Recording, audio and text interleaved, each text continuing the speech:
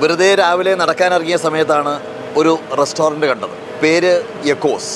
അതിനകത്ത് കയറിയപ്പോഴാണ് ഇത് യഥാർത്ഥത്തിൽ ഇൻക്ലൂസീവ് ഇന്ത്യയുടെ ഭാഗമാണെന്ന് മനസ്സിലായത്. അവിടെയുള്ള വർക്ക് ചെയ്യുന്ന എല്ലാവരും, സർവീസ് ചെയ്യുന്ന എല്ലാവരും ഹിയറിംഗ് ഇംപെയർഡാണ്, മ്യൂട്ടാണ്. അത്ഭുതപ്പെട്ടു പോയി. ഇതല്ലേ ഇൻക്ലൂസീവ് ഇന്ത്യ എന്ന് തോന്നിപ്പോയി. അതുമല്ല, നല്ല സുന്ദരമായിട്ടുള്ള ഭക്ഷണം. അത് കഴിച്ചു, അവരുമായിട്ട് സംവദിച്ചു.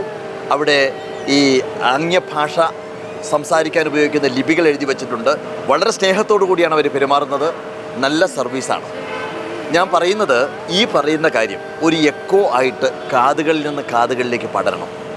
നമ്മുടെ കേരളത്തിലും ഇല്ലേ എത്രയോ ആളുകൾ ഹിയറിംഗ് ഇംപെയർഡ് ആയിട്ടുള്ള, മ്യൂട്ടായിട്ടുള്ള ആളുകളില്ലേ. അവർക്ക് ജോലി കൊടുക്കാൻ വേണ്ടി ഇതിലപ്പുറം ഒരു സംവിധാനമില്ല. നമ്മൾ ഇത്തരം ആളുകൾ വിലയിരുത്തുന്നൊരു കാര്യമുണ്ട്, ഇവർക്കൊന്നും സാധിക്കില്ല എന്നുള്ളത്. പക്ഷേ നമുക്ക് അനുഭവപ്പെട്ടത് മറ്റൊരു റെസ്റ്റോറൻറ്റിൽ കയറുന്നതിനേക്കാൾ കൂടുതൽ സ്നേഹസമ്പന്നമായിട്ടാണ് അവർ നമ്മളോട് പെരുമാറുന്നത്. അവിടെ ടേബിളിൽ എഴുതി വെച്ചിരിക്കുന്ന ഒരു ബോർഡുണ്ട്. അതിനകത്ത് എന്ത് കാര്യം നമുക്ക് ആവശ്യപ്പെട്ട് കഴിഞ്ഞാലും അവർക്ക് ആ സമയത്ത് കൊണ്ടുതരാൻ സാധിക്കും. തൊട്ട് മുകളിൽ തന്നെ വയറിൽ തൂങ്ങിക്കിടക്കുന്ന ഒരു സ്വിച്ചുണ്ട്. ആ സ്വിച്ചിൽ പ്രസ് ചെയ്ത് കഴിഞ്ഞാൽ ഏത് ടേബിളിൽ നിന്നാണെന്ന് അറിയാൻ വേണ്ടിയിട്ട് അവർക്ക് ലൈറ്റുണ്ട്. വളരെ വളരെ വളരെ ബുദ്ധിപരമായിട്ടാണ് ഈ കാര്യങ്ങളെല്ലാം ചെയ്തു വച്ചിരിക്കുന്നത്. അപ്പോൾ ഞാൻ പറഞ്ഞു വരുന്ന കാര്യം, ഇത്തരം ആളുകളെ ചേർത്ത് പിടിക്കുവാൻ, ഇൻക്ലൂസീവ് ഇന്ത്യയുടെ ഭാഗമാക്കുവാൻ ഇതിലപ്പുറം ഒരു സംവിധാനമില്ല. ഞാൻ കാതുകളിൽ നിന്ന് കാതുകളിലേക്ക് പടരണമെന്ന് പറയാൻ, നമ്മുടെ കേരളത്തിൽ ഹോട്ടൽ ശൃംഖല നടത്തുന്ന ഒരുപാട് ആളുകളുണ്ട്.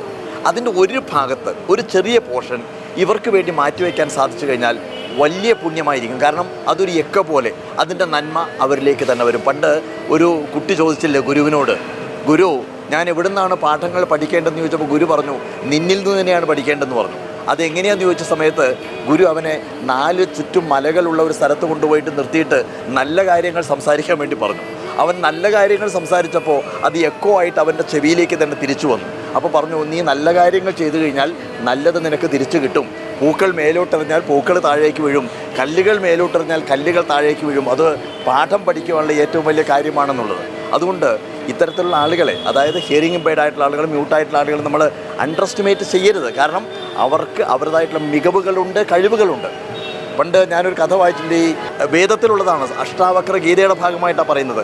സുജാതയുടെ ഗർഭപാത്രത്തിൽ അഷ്ടാവക്രം കിടക്കുന്ന സമയത്ത് എപ്പോഴും ഒരു ഞെട്ടലുണ്ടായപ്പോഴാണ് 8 വളവുകളുള്ള കുട്ടി ജനിച്ചത്.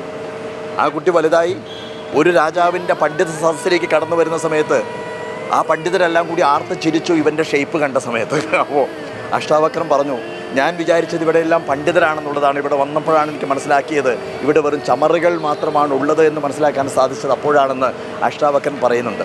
പിന്നീട് അവിടുന്ന് അങ്ങോട്ട് അഷ്ടാവക്രൻ ആ പണ്ഡിതരോട് സംസാരിക്കുന്നതാണ് അഷ്ടാവക്ര ഗീതയായിട്ട് മാറിയത് എന്നാണ് കേട്ടിട്ടുള്ളത്. അപ്പോൾ ഞാൻ പറഞ്ഞു വരുന്നത്, ഇവിടെ ഈ റെസ്റ്റോറൻറ്റിൽ നിന്ന്, എക്കോസ് എന്ന് പറയുന്ന റെസ്റ്റോറൻറ്റിൽ നിന്ന് പുറത്തിറങ്ങിയ സമയത്ത് വല്ലാത്തൊരു ഫീലിംഗ് ആണ്. കാരണം അവരുടെ സ്നേഹസ്പർശം, അവർ ചേർത്ത് പിടിക്കുന്നത്, അവരുടെ സന്തോഷം, അതെല്ലാം കണ്ട് വളരെയധികം ആഹ്ലാദത്തോടു കൂടിയാണ് ഞങ്ങൾ പുറത്തിറങ്ങിയത്. തീർച്ചയായിട്ടും ഇത് ഞാനീ പറയുന്ന കാര്യം വീണ്ടും പറയുന്നു, ഒരു എക്കോ ആയിട്ട് കാതുകളിൽ നിന്ന് കാതുകളിലേക്ക് പടരട്ടെ. നമ്മുടെ നാട്ടിലും ഇൻക്ലൂസീവ് ഇന്ത്യയുടെ ഭാഗമായിട്ട് ഇത്തരത്തിലുള്ള റെസ്റ്റോറൻറ്റുകൾ ഉയരട്ടെ. ഇവർക്ക്, ഇത്തരം ആളുകൾക്ക് ധാരാളം ജോലി ലഭിക്കുക, ധാരാളം വരുമാനമുണ്ടാവുക, അതുതന്നെയായിരിക്കണം നമ്മുടെ എല്ലാവരുടെയും സ്വപ്നം.